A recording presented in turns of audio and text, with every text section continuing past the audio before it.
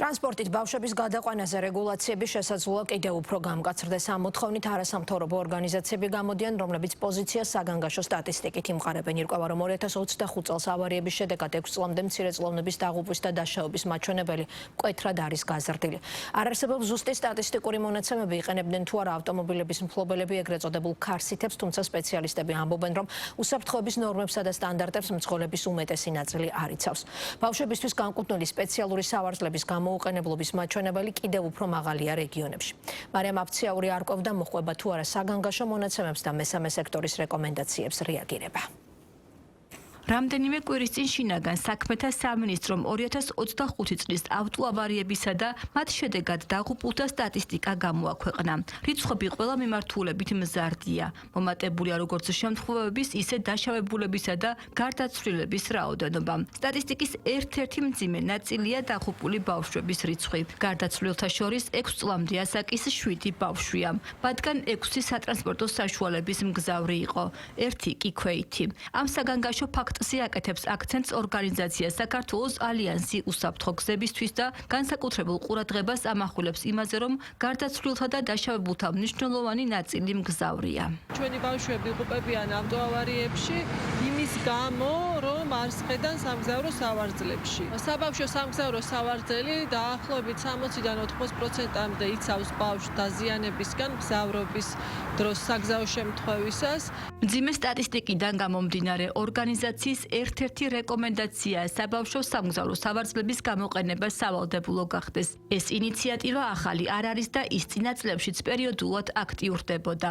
თუმცა ამ დრომდე საკანონმდებლო ინიციატივის ფორმა არ მიუღია. მიზეზად სხვადასხვა ფაქტორი სახელდებოდა, მათ შორის სავარძლების მაღალი ღირებულება. განსაკუთრებით მათთვის, ვისაც ოჯახში 2 და მეტი მცირეწლოვანი ჰყავს.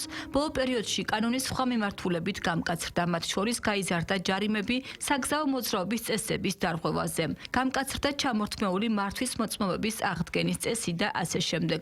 თუმცა სპეციალისტების ნაწილი დარწმუნებულია, რომ ეს საკმარისი არაა და ბოლო სტატისტიკაც აჩვენებს, რომ ბავშვებისთვის დამატებითი ზომების მიღებაა აუცილებელი. კარგი ჩანაწერი არის ის, რომ 12 წლამდე ბავშვს არ შეუძლია წინა სავარძელზე ჯდომა, თუმცა ამის შემდეგ გვჭირდება გაგრძელება 12 წლამდე ბავშვი უკანა სავარძელზე როგორ უნდა დაჯდეს, ღვედი შეიკრას, ჩაჯდეს თავისი ზომის და წონის სავარძელში და ეს რეგულაციები არის ძალიან მნიშვნელოვანი, რომ იქნეს მიღებული. მიუხედავად ამ მიმართულებით რეგულაციის არარსებობისა, სპეციალისტების მკაცრი რეკომენდაცია მშობლებმა ბავშვის ტრანსპორტით გადაყვანისას სავარძლები გამოიყენონ, რადგან საავარიო სიტუაციაში ქარსითმა ბავშვი შესაძლოა სერიოზულ დაშავებას და დაღუპვასაც კი გადაარჩინოს. ორგანიზაცია Your Car Seat-ში აცხადებენ, რომ მართალია ბოლო პერიოდში მოსახლეობაში ამ კუთხით ცნობიერება გაიზარდა, თუმცა სამგზავრო სავარძლების გამოყენების მაჩვენებელი მაინც დაბალია. კერძოდ, მას თბილისის მასშტაბით მძღოლების მხოლოდ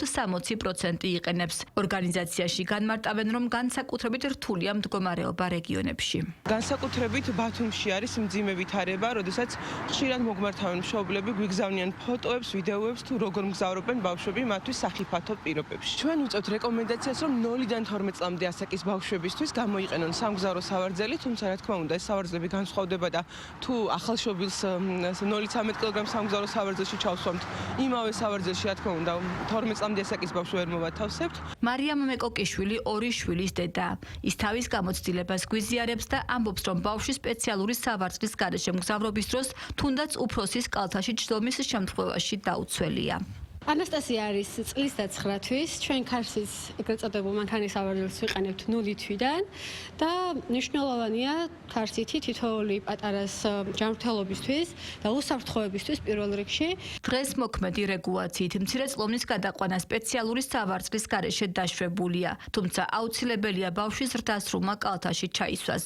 აკრძალულია 12 წლამდე ბავშვის წინა სავარძელზე ჯდომა. მიუხედავად იმისა, რომ ეს სტანდარტი ბავშვის უსაფრთხოებას გარკვეულწილად იცავს, სპეციალისტები ამბობენ, რომ სავარძლის გამოყენება განსაკუთრებით მცირე ასაკში კრიტიკულად აუცილებელია. ამიტომ მშობლებს მოუწოდებენ შესაბამისი ფინანსები გამოძებნონ და მანქანის სავარძელი ბავშვთან ერთად მგზავრობის განუყოფელ ნაწილად აქციონ.